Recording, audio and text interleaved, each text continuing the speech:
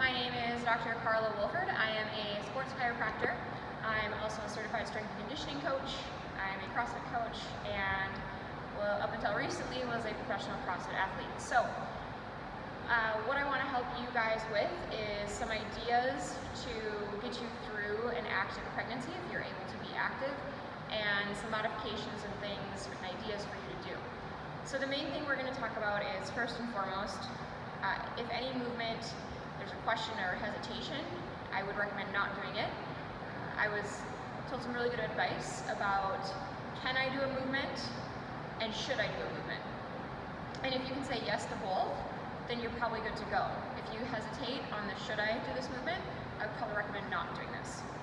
But I want to talk to you a lot about different core exercises that are going to minimize what's called coning, and I'm going to show you that in a moment. And we're going to talk about what is diastasis recti. So you have a piece of fascia that connects your abs or your six pack. I did have that at one time, not right now.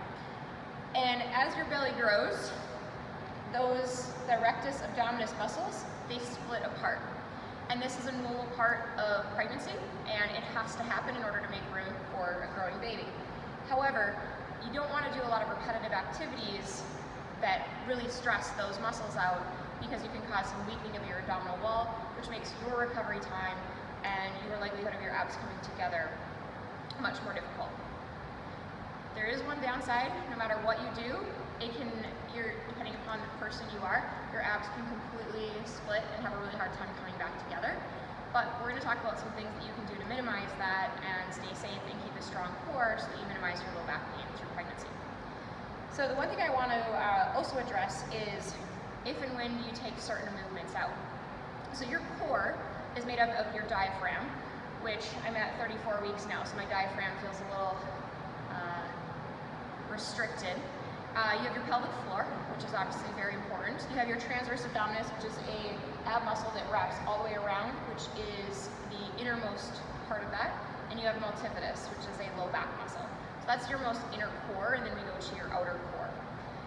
And a lot of readings or literature will say to take out a Valsalva maneuver or a bearing down or like a hook.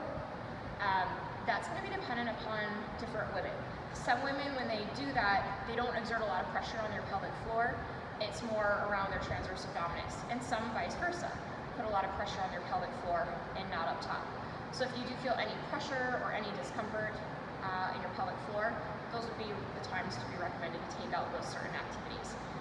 Bouncing activities such as running, jumping, bounding. Some women can do that far into their pregnancy and not feel hardly any pelvic floor pressure, and some feel it right away.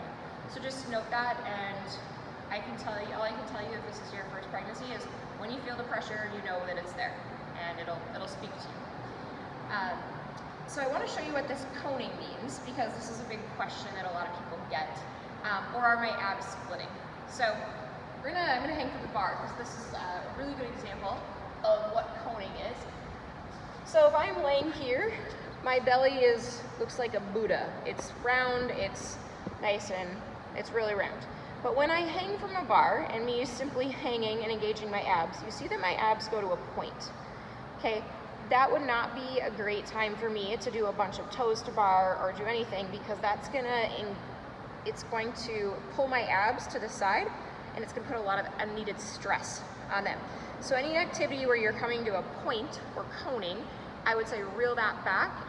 It's going to happen doing certain movements like getting out of bed, okay? But you do that once a day. If you're going to do repetitive sit-ups or repetitive things 100 times a day, you're not going to want to do that over and over and over again. So there's a little intro about what we're going to be bringing you